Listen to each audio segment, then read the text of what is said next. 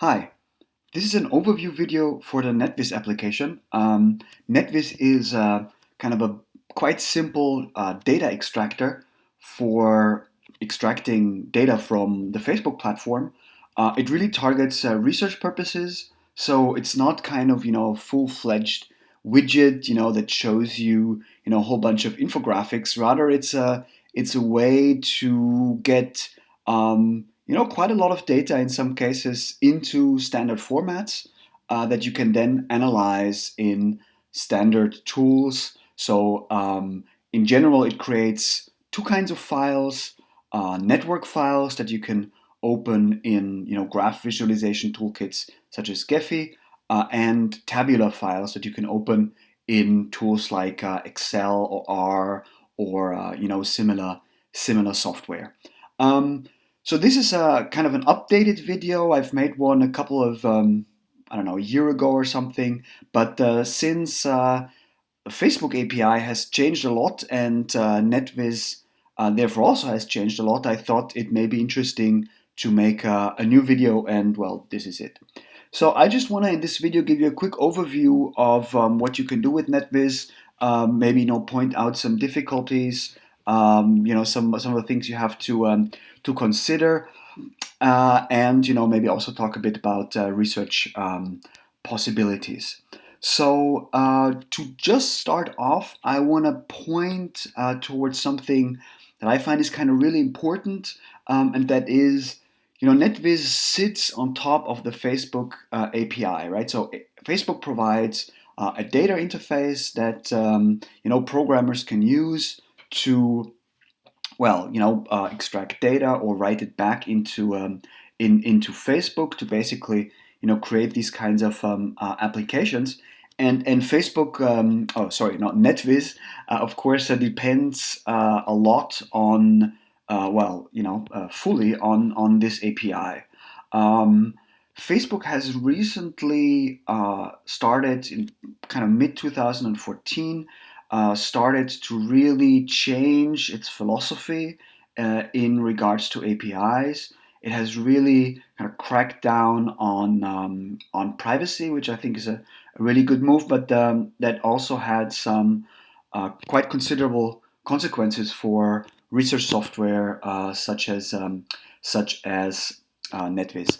So one of the reasons why I point to the API is because I think you really need to understand a little bit this general setting that Netvizz operates in, but also because it can be very, very useful to look a little bit at the API reference to understand, what kind of data Netvizz is getting, what that data means. So on developers.facebook.com, you have the reference for the Graph API, which is what Netvizz mostly uses to get the data. And here you have, a kind of a quite detailed documentation of the main objects that exist in the Facebook platform. So here, for example, we have the page, right, and it gives you a bit of an idea, what the different data fields are for that page object. And since Netvizz relies on those data fields, knowing the documentation well can be a real help, understanding, maybe what some outputs mean, and also some of the limitations. Um, a second aspect that I think is kind of really important here is in order to do good work with a tool like Netvizz, you really have to understand the architecture of Facebook at least somewhat. What I've noticed is that a lot of people who even use Facebook a lot, which actually I don't really have a kind of a very good understanding of the different kind of entity types that exist on Facebook. And in connection to Netvizz, this mostly means understanding the difference between groups and pages. So those are really two different functionalities, if you will, that Facebook provides, and the two can seem sometimes a bit similar, in particular since Facebook has allowed the use of community, so-called community pages, which sometimes are really used for the same purposes, but it's kind of really important that you understand the difference between groups and pages before starting, and the documentation can really help with that, or kind of googling around a little bit to get that down. A second thing that I think is kind of important to understand a bit the background of Netvizz is the permission system. So Facebook apps, so Netvizz is a Facebook app, right? It's an app that, well, I program it, but it kind of runs inside of the canvas and kind of uses the API. So it really has to play by Facebook's rules. And Facebook has always had a permission-based data access structure. So it has always, required developers to ask for permissions to access particular elements inside of the API.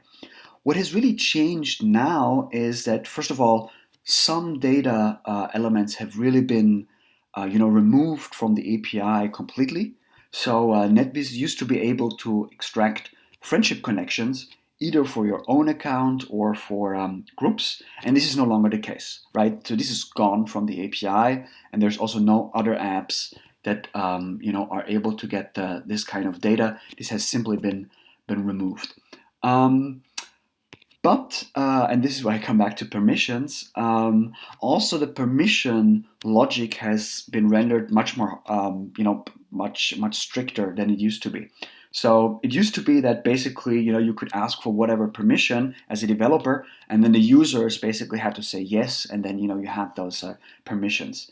Nowadays, if you go beyond those kind of very basic permissions that Facebook gives you, you have to go through app review, and in many cases, you can't go through. So what I have tried to do with Netvizz with the new version is to make it as basic as possible in terms of permissions, so that I don't have to go through the Facebook review process, which quite honestly is on the one side not very transparent. On the other side, since Netvizz allows to extract a lot of data, there's a very good chance that the app gets shut down completely. So this said, the API is kind of technical. So I'm not asking everybody to dig into deep. But if you want to dig a little bit deeper, there is something really interesting. It's called the Graph API Explorer, and it basically allows you to simulate API calls, right? So if you want to play around with the API, you're not really a programmer, this is really the way to do it. And maybe one last word before going into Netvizz itself. I wrote a blog post about some of the changes that the API went through, and Netvizz as well, that you might want to check out. It's linked from the main page. That said, let's have a look at Netvizz itself. So it's kind of a really basic application that currently has 5 modules, and those modules are really separate. So every one of those modules gives you a particular kind of data. There are 5. The first one deals with groups. Then there are 2 that deal with pages, and then there are another 2 that deal with kind of quite specific sections of the platform, the search function and link stats. So I just want to walk you very quickly through those different modules to give you an idea, what you can do with them. The first one is the group module. It's now the new group module is pretty similar to the page module. That actually shares a lot of code, and it is based on the simple principle that it tries to extract. It goes through posts, right? So it no longer has access to things like group members or friendship relations between group members. This is simply gone. So it really works through getting posts that were made on or to this to well, the group that you're interested in. Um, it creates kind of basic output files, and there are three different output files. The first one is basically just a list of the posts. Every line is a post, and you get some basic statistics about the activity in the group. The second is focused on comments, and you basically get just a list of the comments grouped by posts, and this allows you to do content analysis, maybe see what people are talking about, and get a little bit into the dynamics of the conversation. And the dynamics of the conversation is really the goal of the third output file, which also kind of uses commenting as a basis, but tries to represent the comment interactions as a directed graph. So what you basically have is kind of a network structure of users kind of replying to each other, users commenting or liking posts, and here the edges basically represent those interactions. It's a bipartite graph file, so that means you have two kinds of nodes in there. You have users and posts. This kind of allows you to see how users not only interact with each other, but also group around posts content. So this can be kind of very interesting to see the relationship between community dynamics and content. Tools like Gephi allow you to actually transform a bipartite graph into a monopartite graph, where you use, for example, co-commenting on a post to establish interactions, and thereby you can kind of more deeply explore the purely social aspects of interactions around the group. If you're not familiar with network visualization, there are really great tutorials for Gephi out there. It's really easy to use and get into, don't hesitate to do that. So that said, I just want to quickly walk you through the interface. You basically have two ways of limiting what kind of posts are actually retrieved from a group. You can either say, I want the last, up to 999 posts of the group, or you can use here, kind of a date range to, limit the posts you want to get. I added a function that basically removes the extraction of everything related to content to comments, and that makes it much faster. So if you have a very big group, there can be a lot of content in there, and then it can take a long time to get that. What you need actually, and maybe this is what I should have started with, to grab the data of a group, is you need its group ID. It's kind of really easy to find. You basically just have to go through to the interface of a group, right? To the page, you navigate to the page, you copy the URL, and then you paste it in this kind of reverse lookup tool that translates the URL into an ID. I'm going to give you an example with a page in a minute. It works exactly the same way.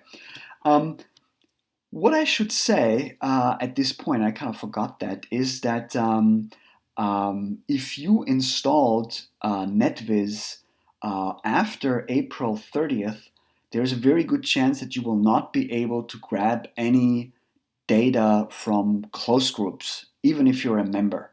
I am thinking about trying to go through the review process to try and get that permission, but I'm not very optimistic on getting it.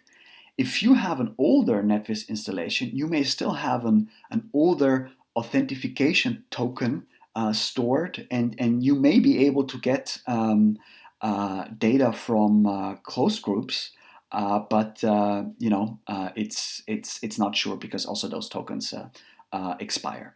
So again, back to the interface. Well, you choose here, the kind of which post you want to get. Then you either say I just want to get statistics or not. You paste the group ID. You click get group data, and you download the data. I want to show you a bit of an example of how this works, but with the page module, which is kind of very, very similar. So I'm just going to go back to the main interface, look at page data, and here you can also already see, I use kind of some of the same text here because now it's really very, very similar. The main difference maybe between the group module and the page module is that in the page module you can select here at the bottom whether you want to have posts only from the page, right, the page owners, or also user posts. So again, this is a case where it's really important to understand Facebook's architecture. A post is not a comment, right? So in both cases, users would be allowed to comment on posts, but page owners can decide whether they want to allow or not allow full posts, right, by users or not. So there are a lot of pages out there that simply don't allow users to make posts, whereas others do allow that. In the case that you have a page, you want to work with a page, you want to analyze a page that allows that, you can click on posts by page and users, and then you get both of those types. On pages that don't allow user posts, well, those two things basically do the same thing. So that's basically the main difference, but the rest is kind of the same. So this can get very, very, very big, and it can take a very long time, right? Simply because Netvizz has to, if it wants to get data from a page with a lot of posts and a lot of comments, it has to make a lot of calls to the API, and those take time. There also may be API errors. So what I would probably recommend is to start small, and then maybe go bigger, or to really chunk it up into manageable chunks to make sure that the retrieval doesn't fail too much, or if it fails, you don't have to wait again for half an hour or more to get the data.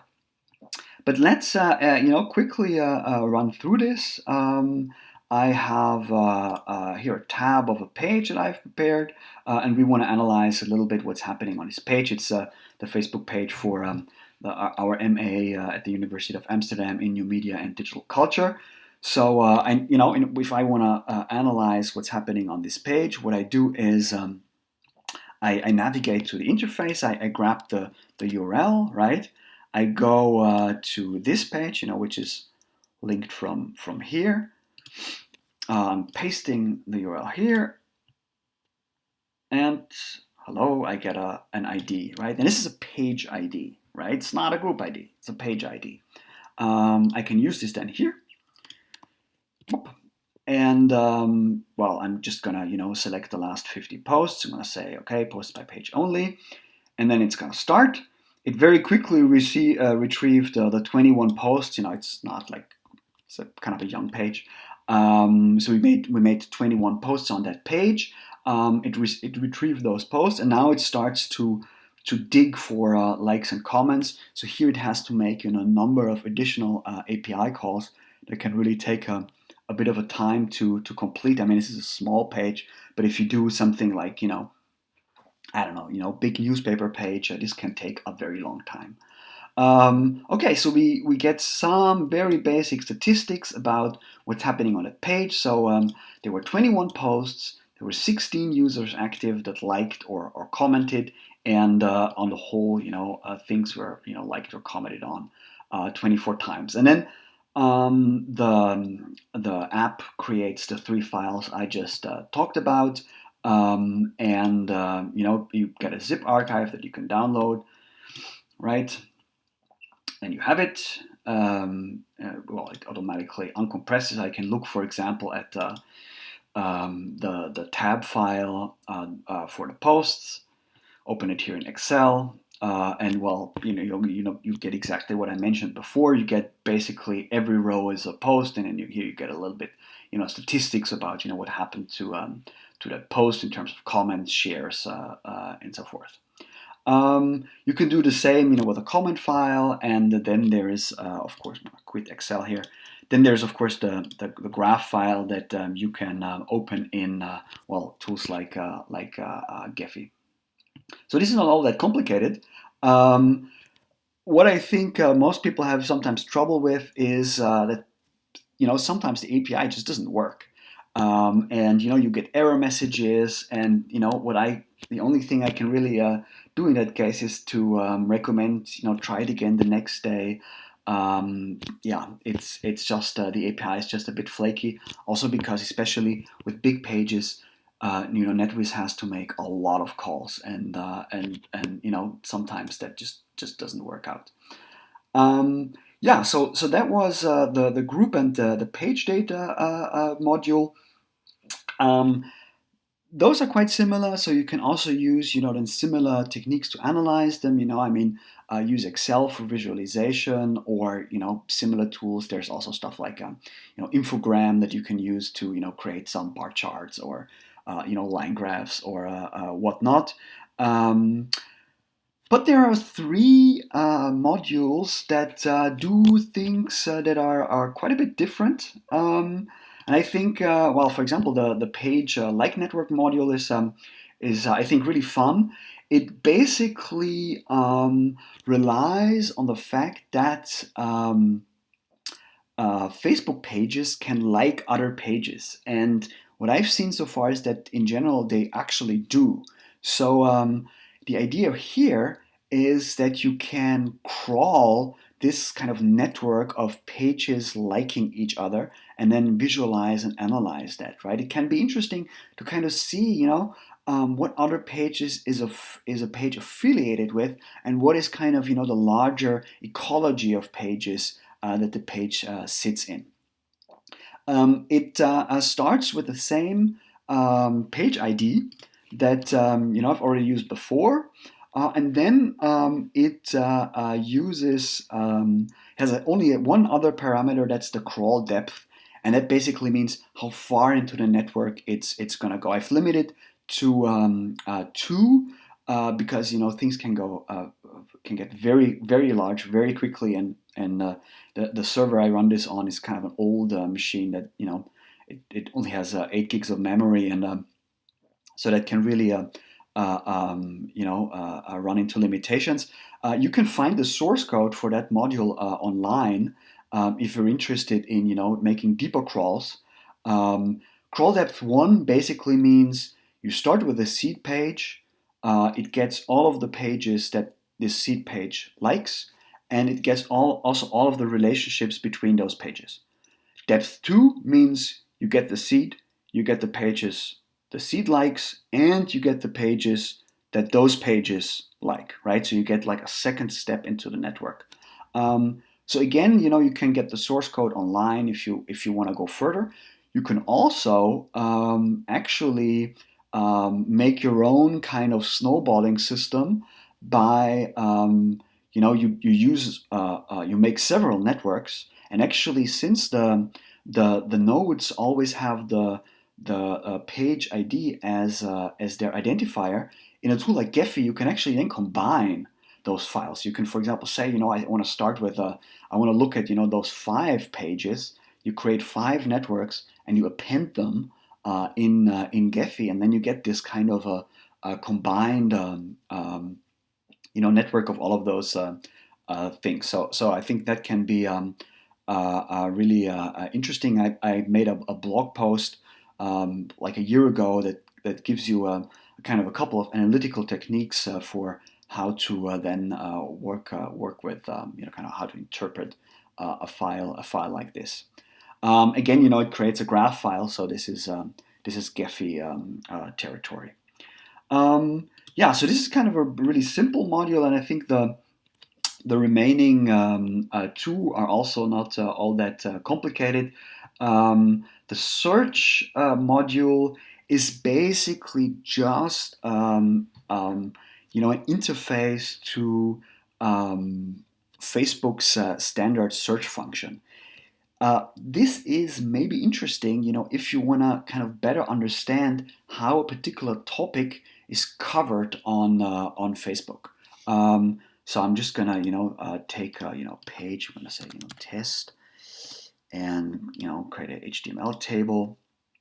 And what it basically just allows you to do is, you send the query to Facebook, Facebook search feature, and then you get, well, those four different entities that correspond to that query. It will create a file to download, and if you activate the HTML table, it will also show you this HTML table. It doesn't really fit very nicely into this graph, but you can, for example, in Firefox, you click right and you say um, open frame in new tab, and then you can kind of full screen that, and then it's easier to read. You get just some basic statistics. I think what's interesting about it gives you kind of an overview a bit, what kind of pages are out there for that particular query, and you get the number of people who like them, talking about count, and those kind of things. So yeah, if that is interesting for the research question you have, well, here you have a kind of a more convenient way than handling it, compared to just making the same kind of search just in a search function, and then kind of copy and pasting the results here. So this is more like a convenience module, rather than kind of a really kind of strong analytical thing. The last module is something that we've actually had running on and still runs on the Digital Methods Initiative's main page. It's a also very simple module that I think is also kind of interesting if you wanna measure resonance. How do particular contents, and here contents really means for example, a particular article, how do they resonate on Facebook? Has this content been liked? Is it kind of popular or not? And that is kind of interesting. I'm just going to give you an example. I've already showed you this blog post here. I'm going to take that URL. I'm going to ask, how has this been, shared or liked on Facebook? And you can basically, have one per line. I'm going to make a small change here. I'm just going to use the HTTPS. I'm not sure that my blog actually doesn't use HTTPS, but it's just a way to remind you that Facebook treats HTTP and HTTPS URLs as two different URLs. So if you are using a site that people can use either or, make sure to use both. Yeah. And again, you can show HTML table to get a direct output. Just going to submit that. And what you get, in this case, you can see the HTTPS doesn't have any kind of data. So what you basically get, you get some, very basic statistics for that URL, right? So you cannot do that for a domain. Well, you can do it for a domain in the sense that I could, for example, just say, okay, just my blog, but then I don't get like the accumulated likes or shares for that domain, right? I only get the likes and shares and comments for exactly this URL. That means the people who literally shared my blog, and not a particular post on it, right? So share count, like count, comment count, total count. So this can be, as I said before, particularly interesting if you have some outside content and you want to know. So all right, what have people been been sharing this or liking it on Facebook? Yeah, so those are the five modules. There may be others in the future. I'm kind of currently waiting a little bit for things to settle down. It's now mid-May, so it's been like 3 weeks since Facebook retired the version 1.0 of its API and moved everybody to at least 2.0, and I'm still kind of waiting, for that to settle down, for everybody also to understand what's possible now. There may be additional modules in the future. What I just really want to point out is that there's an FAQ section where try to answer some questions. I always point out that for me it's just not possible for time constraints to answer individual questions. I really get a lot of them, and I've really made it a policy to not answer those questions, because it just takes too much out of my time. What I really ask for is bug reports. So I've like a bit of an explanation for how to make a good bug report. This is really crucial. Right? I can really understand if some people out there get annoyed. If I link to a kind of a long article how to make a bug report like this, but it's just so helpful to have a good bug report that really allows the developer to understand what the problem is, right? Very often we only get it doesn't work and nothing more. And then you have to start this kind of Socratic process. So what doesn't work, and so what I'm really asking you to do is, if you report a bug, please read this article that I've linked here, and then provide as much documentation as you can, so I'll be able to replicate the error. The problem is, if I cannot replicate the error, I can't fix it. So all of this is basically just a requirement or like a kind of a help to then fix a bug. You also have some other information here, like about anonymization, that I think is kind of important, and privacy stuff and those kind of things. So please do not ignore the FAQ. Yeah, so that's it. Just as a summary, some recommendations. If you wanna work with a tool like this, first familiarize yourself with Facebook's architecture. What is the difference between a group and a page? What's the difference between a post and a comment? You have loads of material about those things. Just behind a Google query. Secondly, make sure that you master programs that allow you to analyze the output, right?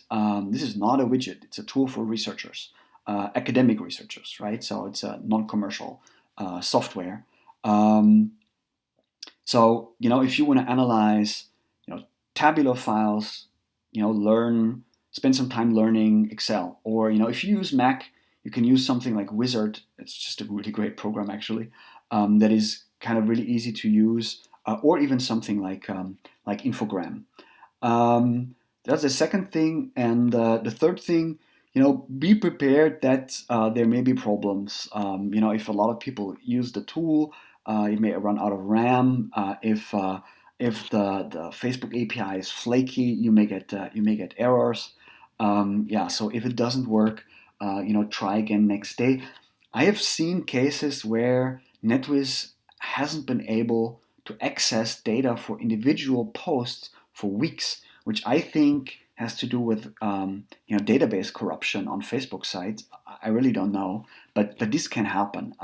If this happens, maybe try a different date range, to kind of ship around that particular post.